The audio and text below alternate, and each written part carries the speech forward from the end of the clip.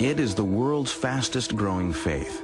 One of every 4 people on earth finds spiritual peace in the words of the Quran.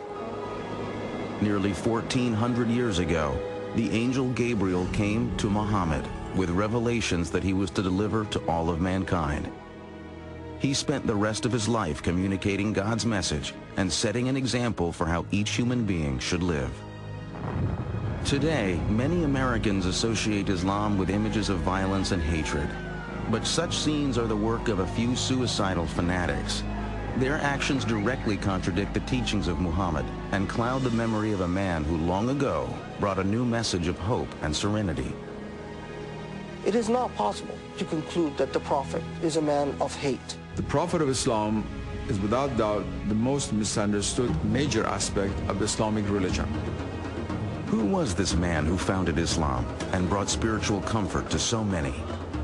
Muhammad is often thought to be worshipped as Jesus is worshipped by Christians. This is absolutely and categorically not the case. He was an ordinary human being with the same emotions, the same fears, the same insecurities that we live with. Today, Muhammad's words of tolerance and peace offer many the same guidance as they have for centuries.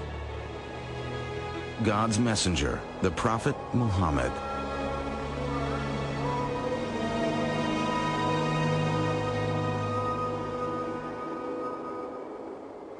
Out of respect for the beliefs and practices of Muslims, no image of the Prophet Muhammad or his immediate family will be shown in this biography. Allahu Akbar, Allah. 5 times each day, over 1.5 billion people turn toward the ancient city of Mecca and offer their prayers to Allah. From New York to Indonesia, from Nigeria to the steppes of Central Asia, Muslims repeat the words first learned 1,400 years ago from the lips of a humble merchant and gentle teacher named Muhammad. There was a time when he was very poor and he had only one blanket and he needed it, but there was a cat sleeping on the blanket. So he tore that part out, which was under the cat, because he did not want to disturb the cat, and he took the rest of the blanket and went away. The life of Muhammad ibn Abdullah began in 570 of the Common Era. He was born in Mecca, a thriving trading community in the land that is today Saudi Arabia. No one could have known that the life of this child would become the foundation of a religion that would one day change history.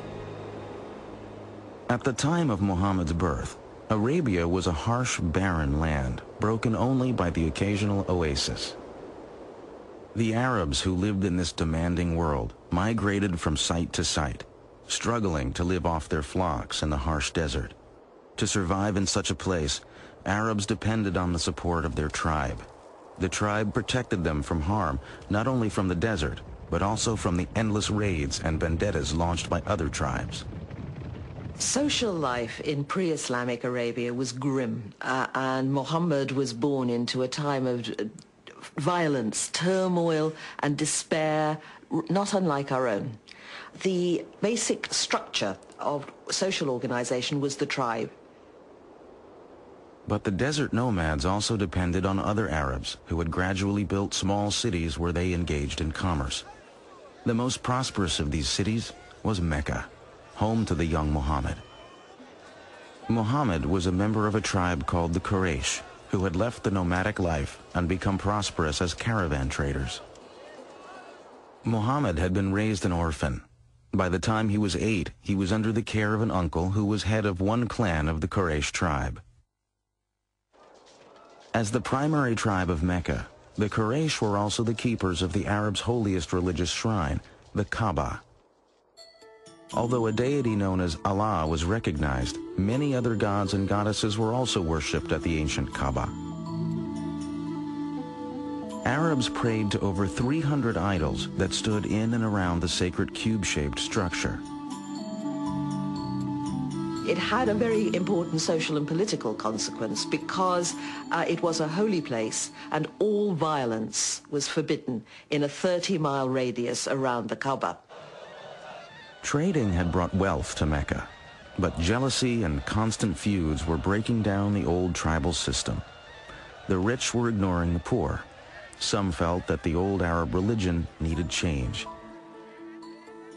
Jews and Christians had had their prophets of reform. Just as Moses and Jesus had provided inspiration and renewal, many in Mecca now longed for a new spiritual revitalization.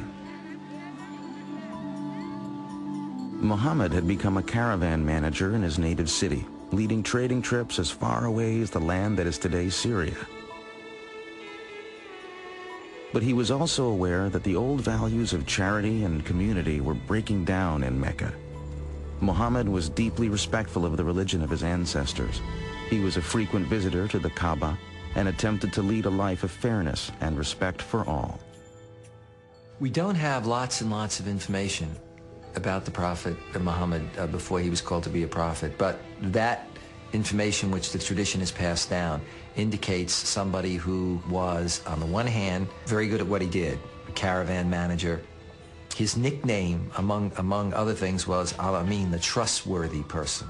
He was very soon known as the righteous one because he was known for being a fair kind of man, a man who was concerned with social issues. As well as somebody who was efficient. He was seen as somebody who had strong leadership qualities. He was